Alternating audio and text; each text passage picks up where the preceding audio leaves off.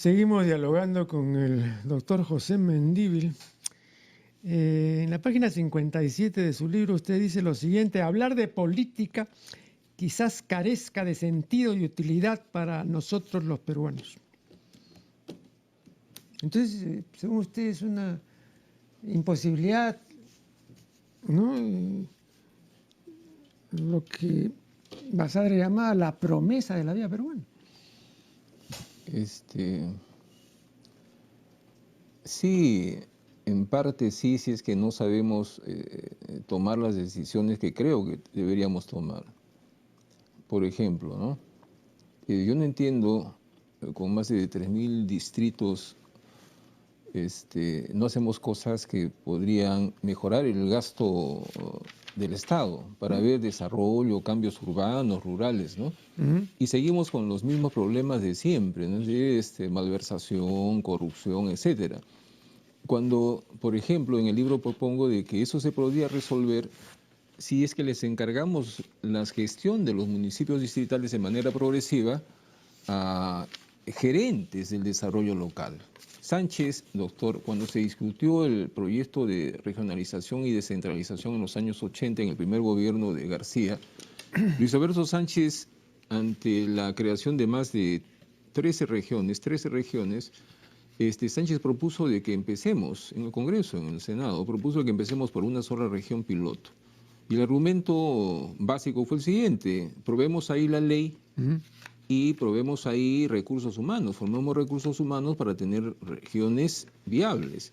Por supuesto que en esas circunstancias, frente al centralismo, etcétera, etcétera, todos los congresistas y el público, yo era asesor en ese tiempo en el Congreso, dijimos eso no puede ser, Sánchez es un conservador, no quiere el cambio, no quiere seguir con el Estado centralizado, etcétera, etcétera.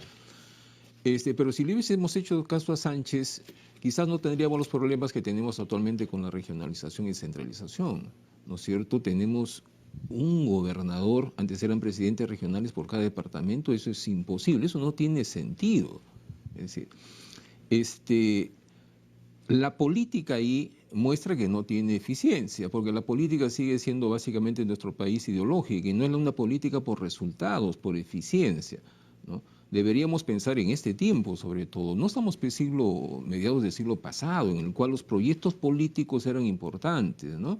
El debate político ideológico era importante. El mundo ha cambiado tanto, ¿no? Que lo que define a la política contemporánea es la eficiencia, la eficacia, la previsión. Si no hay eso, es imposible pensar en términos, digamos, de lo que la política debe ser. En ese sentido hablo, digamos, de que para los peruanos la política deja de tener cierta importancia, pero eso no significa dejar de ser política. Estoy planteando una política de otra naturaleza, ¿no? De otro nivel.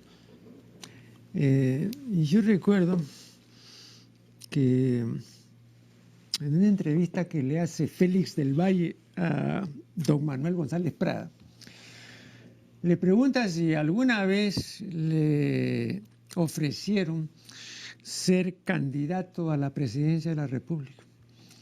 Y Prada dice sí, una vez. Y un personaje de la política nacional me ofreció eso. Entonces yo le dije, déjeme pensarlo un par de días y regrese.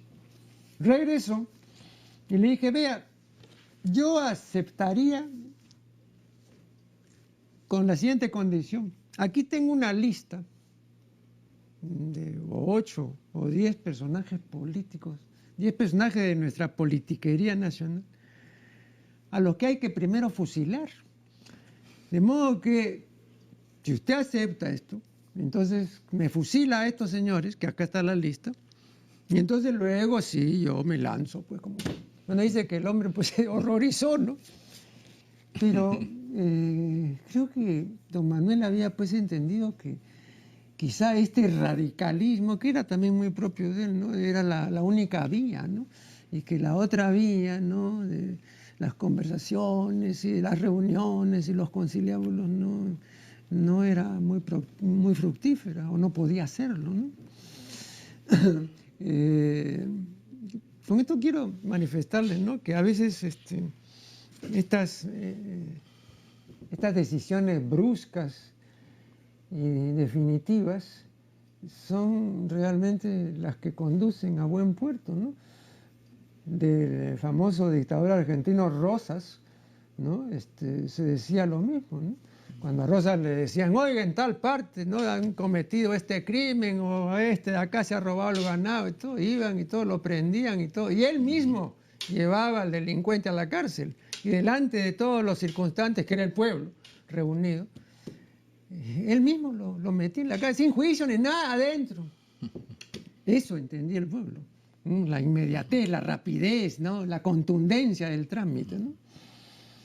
Pero aquí hay, digamos, como parte de esa pachocha nacional, ¿no? Todo un proceder pues lentísimo que además es inconducente, ¿no?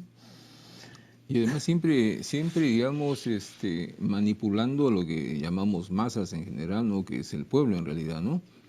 Y aprovechando de sus niveles de educación, sus necesidades, etcétera, etcétera. Lo vemos en todas las elecciones, ¿no? Mientras hablaba usted, me estaba acordando de que hay filósofos, no recuerdo ahorita el nombre, muy prestigiados, ¿no? Que dicen que los políticos en general son de inteligencia media, dicen, ¿no? Uh-huh. Y no son personas cultas, ¿no? Personas muy formadas, ¿no? Bobbio, por ejemplo, cuando habla de la democracia, dice que la democracia contemporánea, le hace una pregunta, ¿no? Ya muy maduro, Bobbio, le dicen, ¿qué piensa la democracia? Si la democracia tiene futuro. Bobbio dice, no puedo responder a la pregunta si tiene futuro, porque no tengo una bola de cristal para ver si tiene futuro. Lo único que puedo decir es de que la democracia, si es que no cambia, ¿no? Vamos a seguir con los mismos problemas, porque cada vez hay menos ciudadanía, cada vez el ciudadano es más ignorante de la cosa pública, ¿no? Cada vez le interesa menos la cosa pública. Y si no hay ciudadanos, porque el ciudadano tiene esa connotación, no interesa en la cosa pública, es el ciudadano, no hay democracia. Y si no hay democracia, los estados no pueden cambiar, no pueden ser distintos, ¿no? Entonces, Bobbio casi nos deja en un impasse, digamos, con respecto a la democracia. Entonces, creo yo de que una forma de ver una forma distinta de representación política, de ver una forma distinta de lo que es el Estado, el gobierno, la gobernanza, dicen ahora, es pensar menos ideológicamente y pensar más en resultados, en las áreas que nos interesa a la sociedad, en educación, en investigación, pensar en resultados y formar recursos para que produzcan resultados. Pero vemos que incluso en la política contemporánea vemos, por ejemplo, al actual presidente más en cosas de efectos ideológicos, ¿no? No digo que esté mal, pero es innecesario, ¿no? Ver al equipo ministerial con el presidente haciendo ejercicios en Palacio de Gobierno, eso no tiene ningún efecto, ninguna importancia para la gobernanza del país, para la solución de problemas del país, ¿no? Pero los peruanos estamos muy dados a estas cosas efectistas, digamos, ¿no? Y no pensamos seriamente lo que yo creo que es, hay que pensar gerencialmente, lo que quiero decir, hay que pensar gerencialmente el país, hay que pensar gerencialmente la política. Y no estoy diciendo con esto privatizar la política. Pero ¿sí? Cuando usted habla de la democracia, creo que hay que tener en cuenta algo que ya ha sido indicado por una serie de pensadores, yo en eso no pretendo ni remotamente ser original, pero es una observación de sentido común. Vea, el ser humano es un animal territorial y jerárquico, pero no es un animal igualitario. Claro, uno se puede llegar a sentir igual que los demás, haciendo un esfuerzo, pero si hay algo que siempre ha repugnado al ser humano es el esfuerzo. La otra cosa que siempre le ha repugnado es responsabilizarse de sus actos. Entonces la democracia, ¿no? Es fundamentalmente igualitaria. Sentirse igual, no es que seamos, pero nos sentimos iguales a los demás y somos así aparentemente pues iguales cuando votamos, ¿no? Pero el ser humano no es igualitario. Repito, por eso han tenido siempre tanto éxito las dictaduras y las tiranías, ¿no? Pericles, ¿no? Ese es el siglo de oro y todo, pero no es un ejemplo pues, de democracia, etcétera, ¿no? Entonces, ¿no cree usted que hay aquí un sustento biológico que impide que el ser humano Para el ser humano hay dos cosas que le son connaturales y hay cultura, porque eso sí está en el ser humano ya biológicamente hablando. El mando y la sumisión. O sea, nos es connatural someternos y mandar, pero sentirnos iguales no nos es connatural. Tenemos que aprender a sentirnos iguales. Ya usted me dirá, oiga, pero con una buena, ¿no? Cultura igualitaria, ¿no? De la uniformidad, de repente llegamos todos pues a sentirnos iguales, ¿no? Pero eso es pues utópico. No, comparto lo que dice, porque creo que esa es una ilusión que empieza con la Ilustración y la Revolución Francesa, ¿no? Pero en realidad creo que los seres humanos, como usted dice, somos mucho más pragmáticos que las teorías. ¿Qué quiero decir con esto?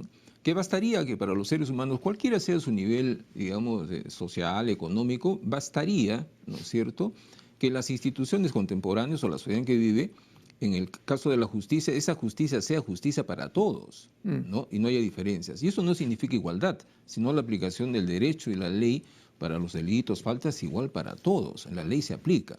Pero eso no funciona en la sociedad contemporánea, y mucho menos en sociedades como las nuestras, ¿no? Los seres humanos creo que nos damos cuenta fácilmente de nuestras diferencias intelectuales, etcétera, etcétera, ¿no? Y aceptamos eso como una realidad. Lo que no aceptamos los seres humanos en general, me refiero a la muchedumbre, al pueblo, no aceptamos que esas diferencias sean muy marcadas o que esas diferencias sean promovidas por estados y que los estados se sirvan de esas diferencias para mantener sociedades, digamos, muy desiguales. Eso sí nos indigna. Pero sí, creo que los seres humanos tenemos una enorme carga de animalidad, por decirlo de alguna manera, que no nos gusta, pues, digamos, ser... Fromm decía algo de eso, ¿no? No nos gusta ser libres, ¿no? Nos gusta, creo que hay una tendencia más a una predisposición a la adaptación, al sometimiento. El famoso libro, pues, El miedo a la libertad, Claro. pues, ¿no? Claro. Por eso yo creo que las sociedades que tienen futuro, y eso está en la historia, son aquellas sociedades que han tenido élites, que han podido mover a sus sociedades, ¿no? Cuando yo veo en la literatura peruana, casi sin héroes culturales, y digo, ¿por qué no tenemos héroes culturales? Entonces, puedo equivocarme. Aunque cuando estuvo aquí la doctora Carmen Pinilla, que es especialista en Arguedas, ella me dijo, y además lo tiene escrito, que Arguedas para ella es un héroe cultural, ¿no? Bueno, se puede discutir, pero no se puede discutir el valor de Arguedas, ¿no? Pero ya su categoría de héroe cultural sería discutible, ¿no? Bien.